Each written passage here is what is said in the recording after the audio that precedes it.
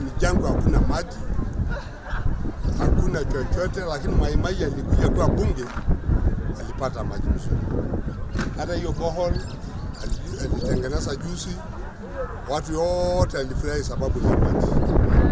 Anashukuru Mungu, nashukuru Maimai.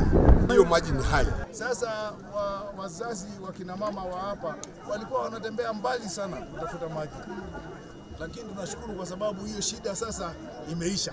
Hiyo imeisha. Sasa wamama wanakuja hapo kama 1 hour or less watakuwa wamepata maji na wanaweza rudi nyumbani kufanya kazi zingine. Unfortunately kwa NGCDF sana hawaruhusu mambo ya borehole because of course water is a default function.